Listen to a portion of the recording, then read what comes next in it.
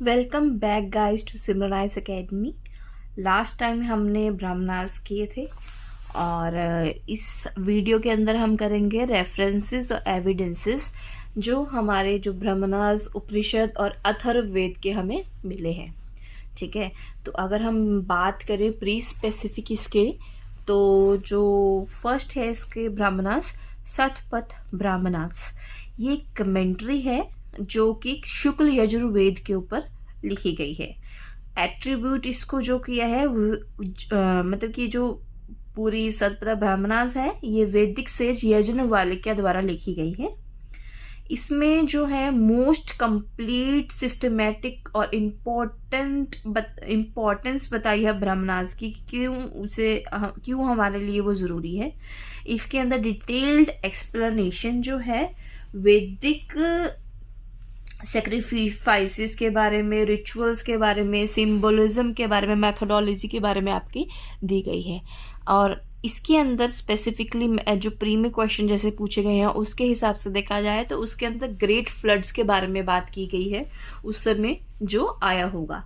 और ईस्टर्न और वेस्टर्न जो हमारी सीज है इंडिया की, हमारे अरेबियन सी और बे ऑफ बंगाल, उसके बारे में बात की गई है। और ऐत्रेया जो प्री स्पेसिफिकली आपसे पूछा जाता है, इसके अंदर एक डिटेल प्रोवाइड की गई है आपको रिचुअल्स के, जो सोमा सेक्रीफाइस या अग्निहोत्र के सेक्रीफाइसेस के बारे में आपको कंप्लीट जानकारी देती है। इसी के अंदर आपके क्षत्रियास प्रिसेंडेंस ओवर ब्राह्मणास के बारे में बताया गया है कि किस तरीके से क्षत्रिय ब्राह्मणास के ऊपर आपका जो है किस तरीके से रिलाई करते हैं या किस तरीके से उनके ऊपर रहते हैं। Division of India into 5 parts में इन्होंने दिया गया है कि किस तरीके से इन्होंने डिवाइड किया है इंडिया को 5 पार्ट्स में। शूद्रास जो हैं वो एज अ सर्वेंट ऐत्रेया के अंदर भी डिफाइन किया गया है। ऐत्रेयास में भी आपका बताया गया है कि जो शूद्रास हैं वे एज अ सर्वेंट हमें सर्व कर रहे हैं। मतलब कि वहाँ पे आप देखेंगे कि वर्ण सिस्टम किस तरीके से डेवलप हो चुका है और एक कास्टिज्म भी डेवलपमेंट का यहाँ पे एक एविडेंस पता लगता है। और हम बात करेंगे तांड्य महा की, तो महाब्राह्मणास बोलते हैं इसे, तांड्य महाब्राह्मणास। तो इसमें व्रत स्तोम के बारे में बात कही गई है, जो एक रिचुअल है परफॉर्म किया जाता है व्रत्यास के द्वारा।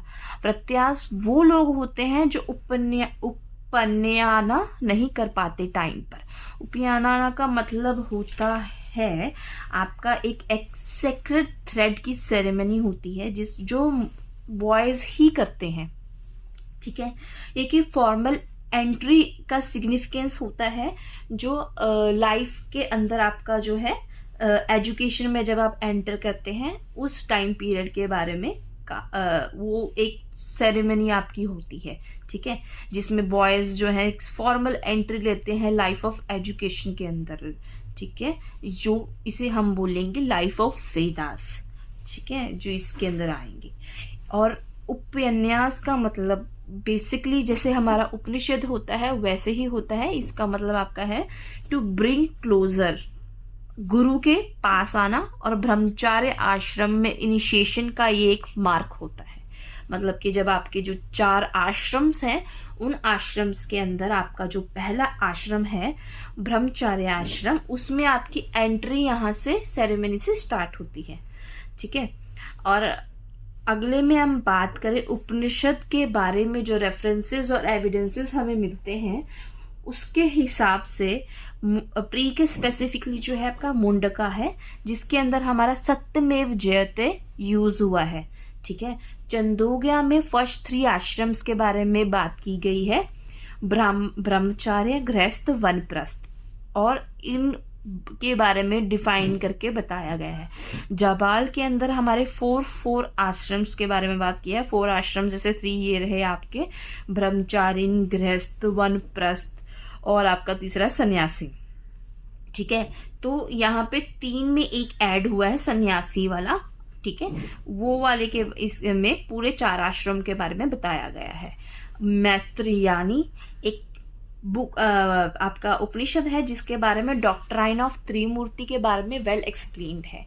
डॉक्ट्राइन ऑफ त्रिमूर्ति है, ये है कॉस्मिक रिलेशनशिप और कॉस्मिक साइकिल के बारे में बताता है कि किस तरीके से क्रिएशन होती है हमारी लाइफ की, हमारे ब्रह्मांड की, किस तरीके से उसे प्रिजर्वेशन में हम लेके आते हैं, किस तरीके से उसकी डिस्ट्रक्शन होती है, किस तरीके से उसके प्रिंसिपल डीटीज जो हैं वो लाइफ जो 3 हमारे गॉड्स हैं स्पेसिफिकली इसमें हिंदुज़म में बताए जाते हैं। ब्रह्मा जो क्रिएट करते हैं ब्रह्मांड को, विष्णु जी जो उसे बचा के रखते हैं, शिवा जब कोई आपको जरूरत हो डिस्ट्रॉइंग की किसी चीज़ को तो वो डिस्ट्रॉय कर देते हैं बुराई को या किसी भी चीज़ को।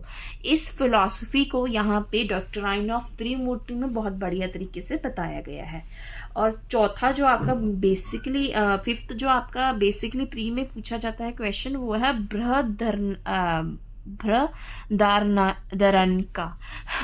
मुझे माफ़ करना, मेरी प्रोनाउंसिएशन इतनी हिंदी और ही संस्कृत में इतनी बढ़िया नहीं है, बट उसके हिसाब से आप इसे पढ़ सकते हैं यहाँ पे एक बार।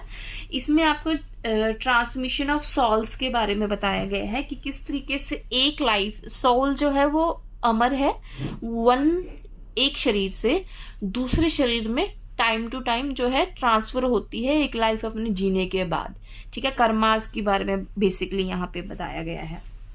और अगली अगर हम बात करें अथर्ववेद के हमारे रेफरेंसेस और एविडेंसेस के बारे में, तो यहाँ पे सभा और नरिष्ठा, मतलब सभा एज नरिष्ठा बोला गया है, मतलब कि सभा और जो समिति हमारे वैदिक पीरियड के अंदर का ये है ब्रह्मनास बने हुए। तो वैदिक पीरियड के अंदर जो सभा और समितिज होती थी, सोशल गैदरिंग होती थी, किसी टॉपिक पे डिस्कशन होती थी किसी भी तरीके से, उसके बारे में जो हमारा डिस्कशन होता था उसे नरिष्ठा यहाँ पे बोला गया है। सभा और समिति एक ट्विन डॉटर की तरीके से है, जैसे प्रजापति जी हम प्रजापति हमारे जो भी एक वैदिक एज में अगर हम कहें तो एक ऑफिसर होता है जो काउस को या फिर कैटल्स के एक बहुत बड़े झुंड को संभालता है, या फिर बहुत जो है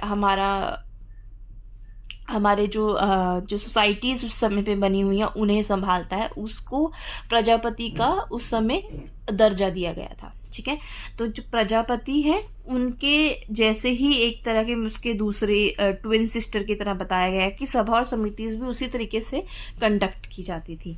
प्री के हिसाब से आपका ये रेफरेंसेस और एविडेंसेस ब्रह्मनास के बारे में और उपनिषद के बारे में और अथर्ववेद के बारे में यही है आज के लिए। For the next video stay continued and all the very best.